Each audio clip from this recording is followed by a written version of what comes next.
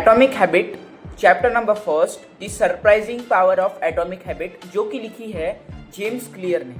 और इस बुक में हमें ऑथर ने वो छोटी छोटी आदतों के बारे में बताया है जिससे कि हमें फ्यूचर में एक तो अच्छे रिजल्ट मिल सकते हैं या फिर बुरे रिजल्ट मिल सकते हैं अगर हम वही अच्छी आदत को या फिर बुरी आदत को अगर लॉन्ग टर्म तक क्या करते हैं, रिपीट करते हैं।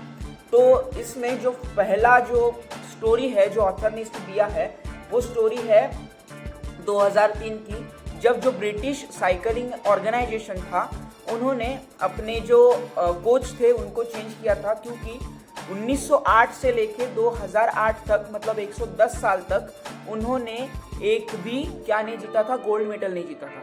और उसमें उन्होंने डेव ब्रेलसोल्ड नाम के एक कोच को क्या किया था, अपॉइंट किया था। और वो जो डेव ब्रेलसोल्ड थे ना, उन्होंने छोटी छोटी चीज़ों को पॉइंट आउट करना चालू किया कि वो ऐसी कौन सी छोटी चीज़ें हैं जो कि हमें एक अच्छा बिग इम्पैक्ट ला के दे सकती है।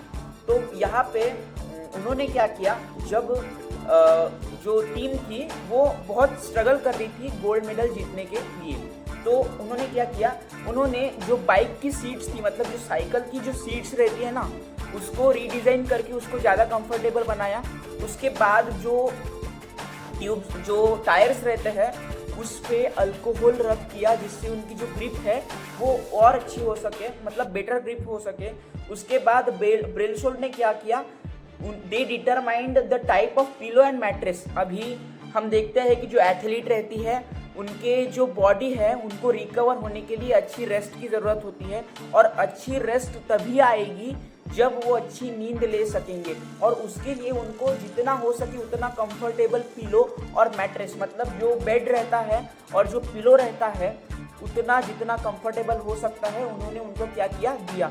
और ये छोटी छोटी चीज़ों को जब उन्होंने पॉइंट आउट किया, जब ये छोटी छोटी चीज़ों को उन्होंने क्या किया, उस पर लुक आफ्टर किया, तो उन्हें 5 साल में ही जब 2008 का ओलंपिक गेम्स हुआ था बीजिंग में, वहाँ पे उन्होंने 60% गोल्ड मेडल लाया।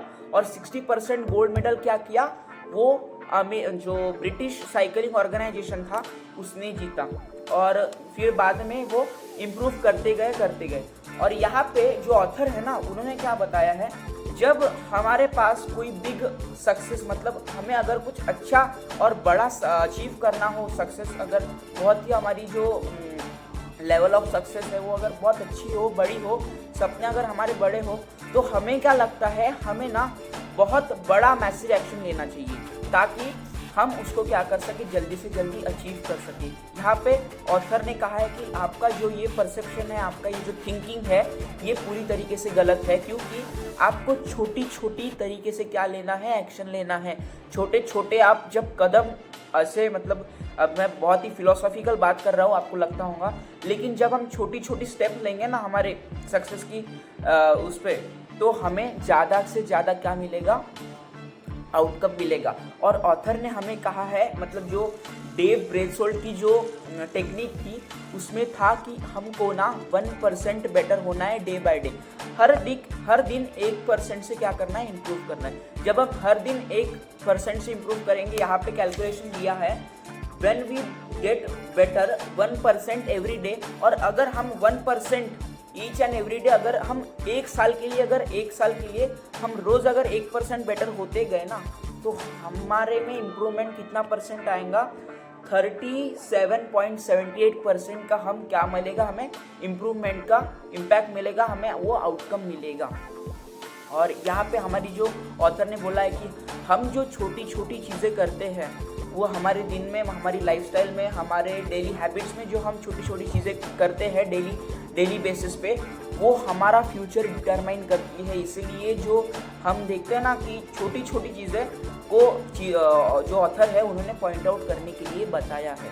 तो ये था चैप्टर, और इसमें अभी और आगे जो बातें हैं, यहाँ पे एक और एग्जाम्पल है। अभी अगर मेरे सामने एक आइस का क्यूब रख दिया जाए और जो हमें पता है कि वो आइस का क्यूब मेल्ट नहीं होने वाला है, क्योंकि जो रूम टेम्परेचर है वो अगर 26 डिग्री है तो वो क्या नहीं होगा, मेल्ट नहीं होगा। लेकिन क्या हो अगर मैं थोड़ी देर में 1% जो रूम टेम्परेचर है वो अगर बढ़ता जाए, मतलब 26 से 27 हो जाए, 27 से 28 हो जाए, उसके बाद 29, स्टिल वो क्या नहीं हो रहा है, मेल्ट नहीं हो रहा है। और चलते चलते जब वो 30, 31 तक हो जाएगा तभी भी अगर वो मेल्ट नहीं हो रहा है तो फिर आपको लगेगा यार ये मेल्ट क्यों नहीं हो रहा है। वैसे ही जब वो 32 डिग्री रूम टेम्परेचर हो जाएगा तो हम देखेंगे कि वो धीरे धीरे क्या हो रहा है, मेल्ट हो रहा है। सिमिलरली जब हम कोई हैबिट परफॉर्म कर रहे हैं, अभी समझो आप रनिंग कर रहे हो और समझो आपने 1 महीने तक कंटिन्यूसली रनिंग की और आपकी बॉडी में आपको कुछ भी रिजल्ट नज़र नहीं आए, मतलब आपने बोला कि यार मैं 1 महीने से तो रनिंग कर रहा हूँ फिर भी मेरी बॉडी में चेंज क्यों नहीं आया है, क्योंकि आपका जो पोटेंशियल जो प्लेट्यू था, जो पोटेंशियल लेटेंट था, दी प्लेट्यू ऑफ लेटेंट पोटेंशियल, वो क्या होना था, मतलब वहाँ तक अभी तक आप पहुँचे नहीं थे, इसीलिए आपको क्या नहीं मिला था, रिजल्ट नहीं मिला था। और यहाँ पे लोगों का क्या लगता है कि हमें अगर हम कोई अगर न्यू हैबिट परफॉर्म करते हैं तो हमें रिजल्ट कैसे मिलने चाहिए, ऐसे मिलने चाहिए ताकि, लेकिन होता क्या है, अगर हम डेली बेसिस पे अगर हम हमारी जो हैबिट है उसको अगर परफॉर्म करेंगे तो हमें रिजल्ट जो है लीनियर ना मिलते हुए वो क्या मिलेंगे, एक्सपोनेंशियल मिलेंगे। मतलब ऐसा जाएगा आपका रिजल्ट का जितना भी ग्राफ होगा ना, आप उसमें ऐसे फ्लाई करोगे ना कि ऐसे। लोगों की एक्सपेक्टेशन क्या रहती है कि हम जाएंगे तो मतलब लीनियर रिजल्ट मिलेंगे हमें, लेकिन आपको एक्सपोनेंशियल रिजल्ट मिलते हैं। और यहाँ पे ऑथर ने एक सबसे मेन बात बोली है जो कि मुझे पसंद है, forgot about the goals and focus on the system instead।